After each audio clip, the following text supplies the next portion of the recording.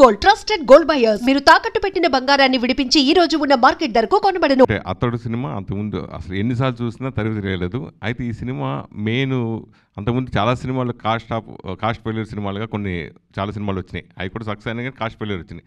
ఆ కోవకు చెందిన సినిమాగా ఇది అప్పట్లో చెప్పుకునేవారు. దాని గురించి మీరు ఏం చెప్తారు? నిజంగా ఒక కొత్త సినిమా రిలీజ్ అయిన తర్వాత డివైడెడ్ టాక్స్ వస్తూ ఉంటాయి కదా, దాని మూలంగా కొంతమంది చూశారు కానీ ఎక్కువ మంది చూడలేకపోయారు. అవును. కానీ టీవీలో చూసిన తర్వాత ఈ సినిమా ఇంత గొప్ప సినిమానా, అబ్బో ఎంత బాగుందో, కామెడీ బాగుంది. ఇప్పటికి చాలామంది ఇప్పుడు కూడా చెప్తారు, ఏమంటే టీవీలో ఇప్పటికి వస్తున్నా కూడా మళ్ళీ చూస్తామండి మేము, అంత ఇంట్రెస్ట్ అండి అన్నారు.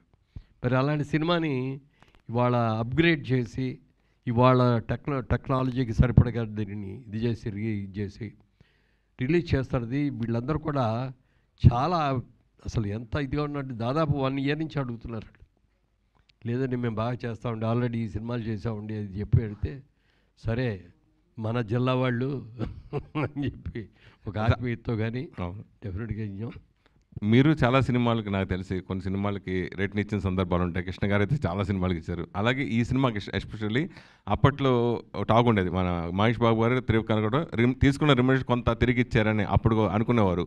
అది ఎంతవరకు కరెక్ట్ సార్? అది తిరిగి ఇవ్వాల్సిన అవసరం రాలేదండి. డెఫినెట్గా అది నష్టపోయి నడితే తిరిగి కూడా ఇచ్చి ఉండేవాళ్ళం.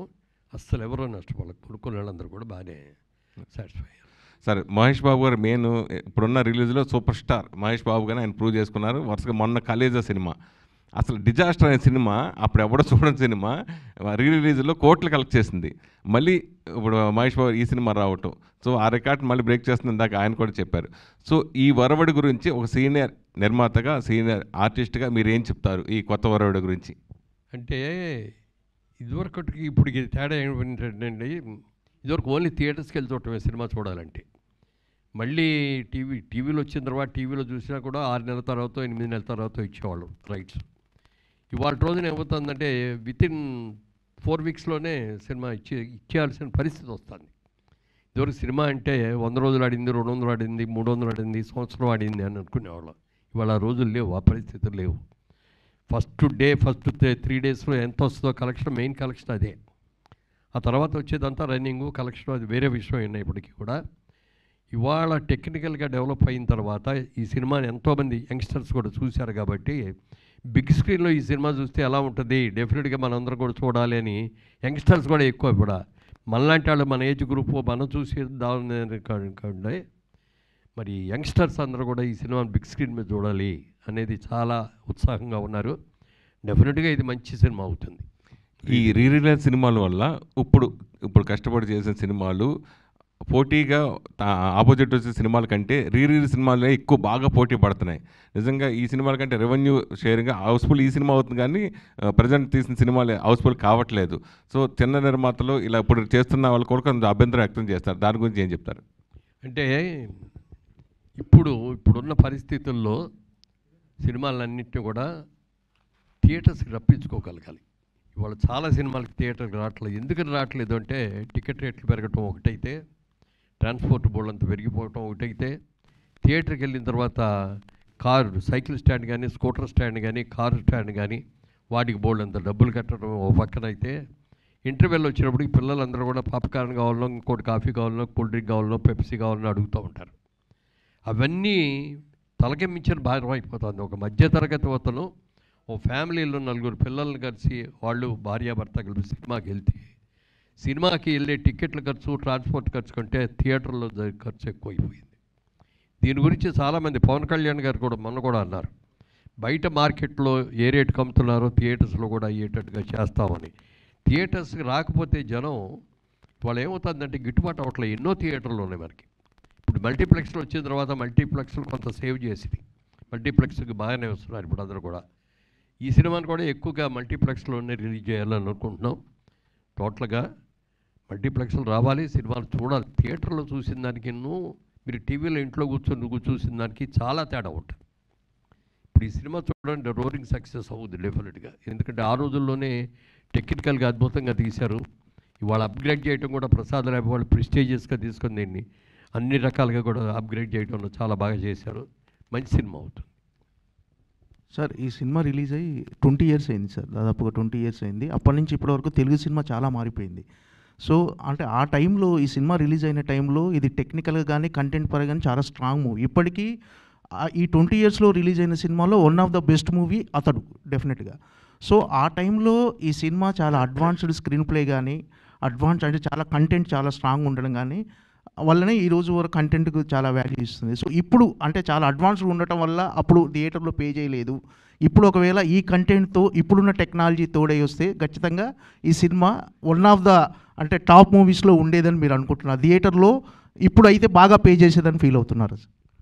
డెఫినెట్గా రండి, ఎందుకంటే ఇవాళ రిలీజ్ అయినా కూడా ఆ ఎక్స్పెక్టేషన్స్ మాకున్నాయి. ఆ రోజుల్లో బాగా అడ్వాన్స్డ్, ఇంకో 10 ఏళ్ల తర్వాత తీయాల్సిన సినిమాని ఎర్లీగా తీసామనే ఫీలింగ్ కూడా వచ్చింది మా అందరికి కూడా, చూసిన వాళ్ళకి కూడా. తర్వాత ఒకసారి ఏదో సందర్భంగా చక్రపాణి గారి దగ్గర, నాగిరెడ్డి గారి చక్రపాణి గారు తెలుసు కదా, విజయ ప్రొడక్షన్స్ వాళ్ళ దగ్గరికి వచ్చి ఏదో మీద మా సినిమా 100 రోజులు ఆడిందండి అన్నాడు. ఏంటి మీ సినిమా 100 రోజులు ఆడిందా అన్నాడు. అవును సార్ అన్నాడు. అంటే రిలీజ్ అయిన థియేటర్లోనే ఆడిందా అన్నాడు. లేదండి కొన్ని థియేటర్స్లో షిఫ్టింగ్లు చేసామండి, కొన్నింటిలో మార్నింగ్ షోలు వేసామండి అన్నాడు. ఆ విధంగా చెప్పాలంటే మా విజయ ప్రొడక్షన్ మేము తీసిన మా ఆయబజార్ కానీ మేము సినిమాలు కానీ 30 సంవత్సరాల నుంచి ఆడుతున్నాయి. ఏదో ఒక రోజున ఏదో థియేటర్లో ఆ సినిమాలు ఆడుతూనే ఉంటాయి. మరి మేము చేసుకోవాలి 30 ఏళ్ళ ఫంక్షన్, 100 రోజుల ఫంక్షన్ కాదు అని చెప్పి అన్నారు. అట్లా మరి వాటి రోజున రీ రన్స్ రావాలి.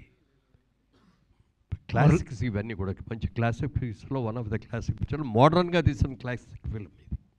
మురళీమోహన్ గారు సార్ సార్ ఒకప్పుడు మీ టైంలో ప్రొడ్యూసర్కే చాలా సినిమా మీద గ్రిప్ అనేది చాలా ఎక్కువ ఉండేది, ప్రొడక్షన్ మీద కానీ అన్నిటి మీద. ఇప్పుడు అంటారా ఇప్పుడు చాలా తగ్గింది, ఇప్పుడు అందరికీ తెలిసిందే. అది ఒక రకంగా అతడు అనేది మధ్య టైం అది. అప్పట్లో మీ టైంలో ప్రొడక్షన్ మీద మీకు ఎంత గ్రిప్ ఉండేది అతడు ప్రొడక్షన్ మీద? యాక్చువల్గా అతను ప్రొడక్షన్ అప్పుడు మేము రియల్ ఎస్టేట్లో కూడా కొంచెం బాగా బిజీ అవటం ఒకటి మేము అన్నాం అనమాట. అది ఎందుకంటే ఆ టెక్నాలజీకి ఇంకా మేము అడాప్ట్ కాలేదు అందుకని డైరెక్ట్ గారిని అడిగాం అనమాట.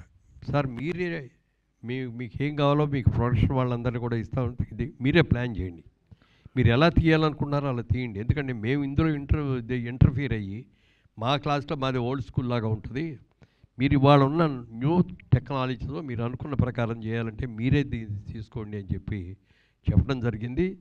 అలాగే వాళ్ళు చేశారు. అయితే వాళ్ళకి మాకు తేడా ఏంటంటే మేము షెడ్యూల్ ప్రకారం తీసుకొని కరెక్ట్గా అనుకున్నట్టుగా రిలీజ్ చేయగలిగేలో అనుకున్న బడ్జెట్ ప్రకారం అయ్యేది. మరి టెక్నాలజీ డెవలప్మెంట్ అయిన తర్వాత ఇదైన తర్వాత ఎందుకంటే కొత్తగా చూపించాలి, ఒక ఫైట్ కోసం అని మరి అంత ఖర్చు పెట్టగలిగామంటే అది ఆ టెక్నాలజీ రాబట్టి కదా దానికి అంత బాగా సక్సెస్ అయింది. మరి అందుకని ఆ బాధ్యతలన్నీ వాళ్ళకే అప్పగించాం, వాళ్ళు అనుకున్నట్టే చేశారు కాబట్టి లేట్ అయింది. మీకు ఖర్చు మీద ఏదైనా డిసప్పాయింట్మెంట్ ఉందండి? ఏమండి ఖర్చు ఎక్కువైంది తక్కువైందని ఏదైనా డిసప్పాయింట్మెంట్ ఉందా? డిసప్పాయింట్మెంట్ ఏం లేదు, ఎందుకంటే మేము ఆ సినిమాని ఫుల్ ఫ్లెడ్జ్డ్గా ఎలా కావాలనుకున్నారో అలా చేయాలండి అని అనుకున్నాం. ఆయనకి ఫుల్గా ఫ్రీ హ్యాండ్ ఇచ్చాం డైరెక్ట్గా.